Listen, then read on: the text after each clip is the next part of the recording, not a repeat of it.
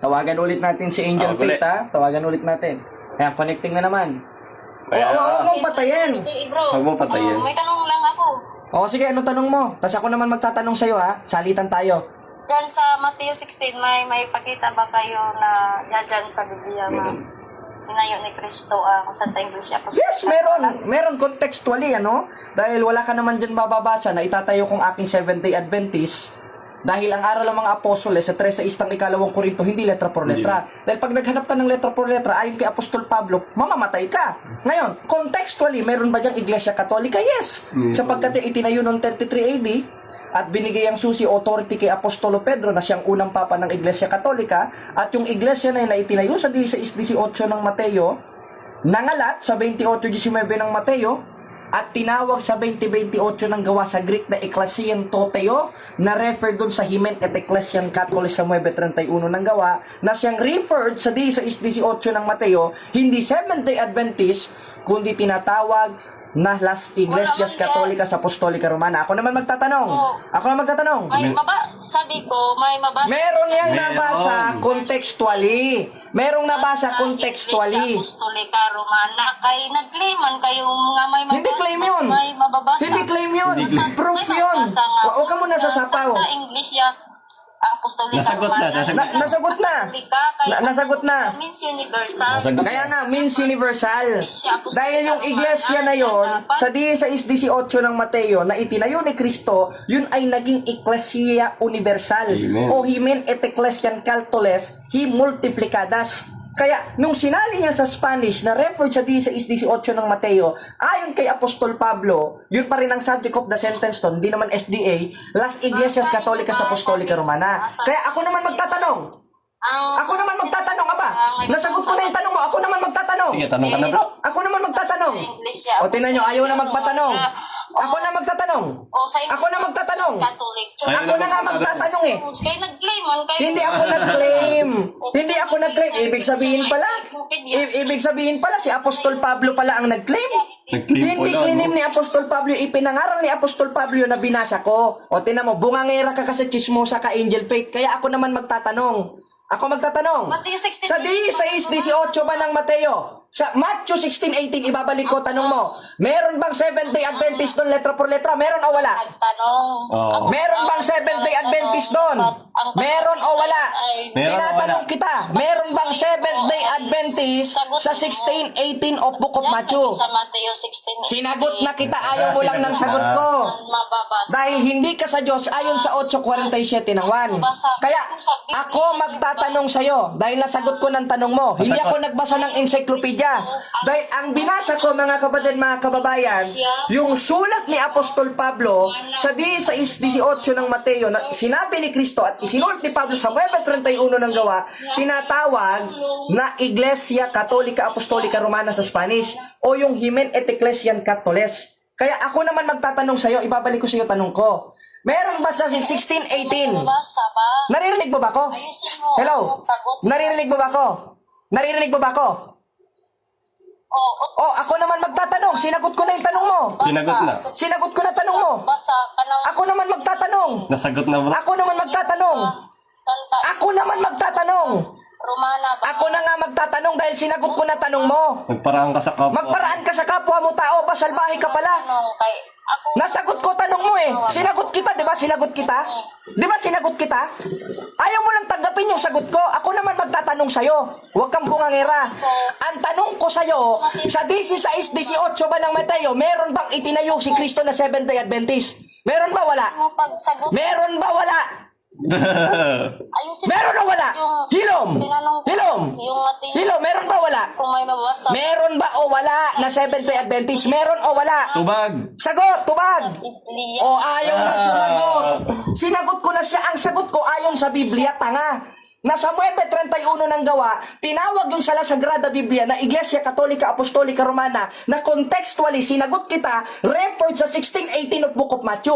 Kaya nasagot ko yung tanong mo, wag mo kong tuturuan kung anong isasagot ko. Nakakainit ka ng ulo. Ako naman magtatanong.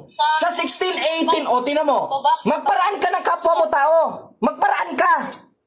Magparaan ka. Church ba? Yan ata turo. Oh, yan ang turo sa'yo ni Ellen G. White. Baliw si Ellen G. White, pati ikaw nagiging baliw na rin. Unang maayos. Oh, 3A Media, pagsabihan nyo to. Pagsabihan nyo to, 3A Media, walang disiplina. Ang tanong ko sa'yo, maliwanag. Sa 1618 of Book of Matthew, meron bang 70 Adventist? Letra por letra, meron o wala? Ikaw ang Ay, nako. Meron o wala? Sinagot na kita sa 1618 of Book of Matthew, meron contextually na siyang referred doon sa Hymen et Ecclesiam Catholic sa 9:31 ng gawa. Sinagot na kita. Sinagot na. Ako naman magtatanong. Sinagot na kita. Wala talagang romantic. Sinagot na kita. Matthew 16:18. Sa 1618 of Book of Matthew, wala naman 70 Adventist yan eh. Tanga ka pala eh. Pareho. Oh, ayun, di tinanggap mo. Wala pa nang mababasa na 7th day Adventist sa 1618 of Book of Matthew. Dahil ang mababasa dyan, contextually, yung Hymen et Ecclesiam Catholic sa 9:31 ng gawa, Ayun. na ayon sa Spanish, yun ay Iglesia Católica Apostolica Romana. Umamin, ano? Ay, umamin. Walang mababasa parehas. Umamin. Pero mali siya doon dahil merong mababasang Iglesia Katolika contextually sa 1618 of Book of Matthew dahil ang aral ng mga apostoles hindi naman letra por letra. Kaya Tapos na. tapos na. Umamin. Hoy, hoy, Sumusunod ng hoy, kalimutos. Diba? hoy, hoy. 70 Adventist. hoy. Wala. Ang 7th-day Adventist hindi sinunod ang 10 utos. Hindi lang 10 utos ang hindi nyo sinunod, pati yung utos ni Kristo na ipinasulat kay Apostol Pablo. Ang tanong ko sa'yo, Kristiyano ka ba, yes or no? Christian ako, no? Yes or no? Hindi. Yes or no? Oh, Kristiyano daw. Okay, ngayong Kristiyano ka. Utos ni Kristo. Ngayong Kristiyano ka. Yung 2:11 ng unang Timoteo. Yung 2:11 ng unang Timoteo. Sinusunod mo ba ang 2:11 ng unang... Hoy, Kayo, sandikin. hindi natin pinag-uusapan ng Sabat. Huwag ka pumuntang Sabat. Ganyan talaga kayo eh. Mga salbahista kayo eh. Wala talaga Matthew Hus, 16. hoy! Hoy! Totoo lang. Hoy! Sa Matthew Huwag kang mataranta. Catholic. Huwag ka mataranta. Ang tanong ko sa'yo, ngayon tinanggap mong Kristyan. Tinan mo naman. 70 Adventist bro. Catholic Church bro. Kaya ang totoo Hoy! na kayo ni Kristo yung nagsusunod sa kanyang Wala na. Oy! May kasi siya eh. Hoy, maiipit kasi. Sumasapaw na ang babaeng gismosa. Natataranta na siya eh. Ngayon, sunod pangutana. Sunod pangutana. bigay. Sunod pangutana. Wala kayong maibigay. Oh. Sunod pangutana. Imong Wala talagang okay na? Okay na?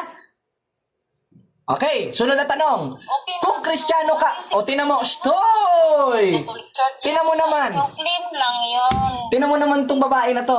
Ngayon, ang tanong ko sa'yo maliwanag. Ngayong Kristiyano ka, sinusunod mo ba ang 2:11 ng unang Timoteo na ang babae mag-aral tumahimik? Yes or no? Sunod ko yan. Ay, ba't ayaw mo tumahimik? Oh, ba't ayaw mo tumahimik? Ang sabi sa 2:11 ng unang Timoteo, ang babae mag-aral tumahimik. Tanong, tumatahimik ka ba ngayon o dumadaldal? Ano? Oh!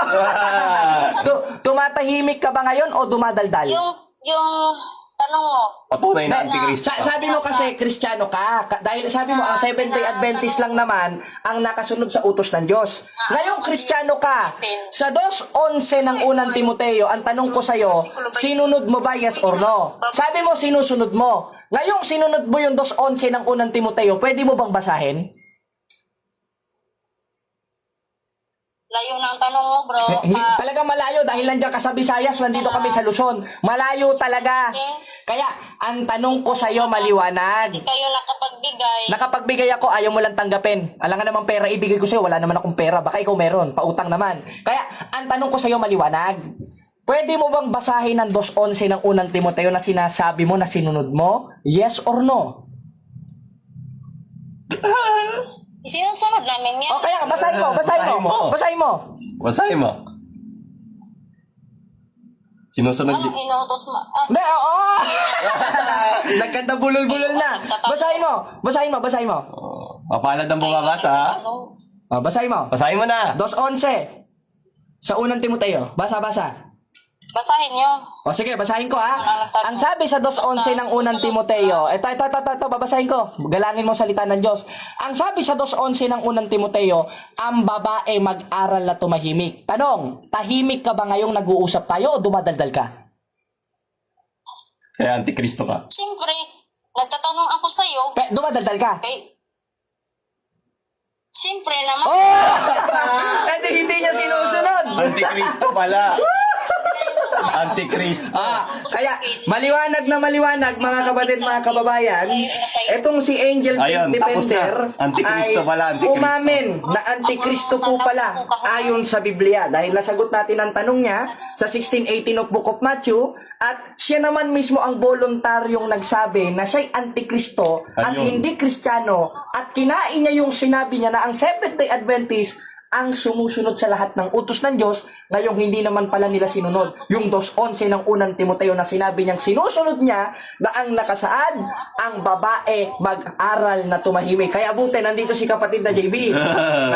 Andito siya at nakausap natin itong Angel Daldal Defender, chismosang babae, na hindi naman pala sumusunod sa 2:11 ng unang Timoteo. Sa makatwid, kinain niya yung sinabi niya na ang Seventh-day Adventist ang sumusunod sa utos ng Diyos. Pangalawa, Umamin na wala talagang mababasa. umamin siya na wala talagang mababasang Seventh-day Adventist sa 16:18 of Book of Matthew. Talo ang Seventh-day Adventist. Kaya kayong mga 3A Media, saklolohan niyo itong babae yung chismosa na si Angel Faith Defender. O ikaw, strongman alado, lumaban ka sa akin ng debate. Kayong mga SDA, lumaban. O kayo, takot na, hadlok-hadlok naman kayo sa kuha, no? Kung ba, lumaban kayo sa akin ng debate, aral sa aral. Dahil sa 7:7 ng 1, makikilala ang totoo sa turo, sa aral, para sa ikaliliwanag ng mga tao at mga miyembro ninyo na binulag ninyo sa Seventh-day Adventist ninyo. Kakatapos lang namin sumayaw, inistorbo kami. Sumasayaw kami ng ang mga ibon ay lumilipad. Biglang tumawag. Kaya makikita nyo, ang taas ng aming tripods. Kaya yun lang mga kapatid, emergency call ito Nakala mo, wala naman palang paninindigan ito. Umami naman pala. Salamat sa Diyos mga kapatid. Pinahamak niya yung SD. Pinahamak yung SDA.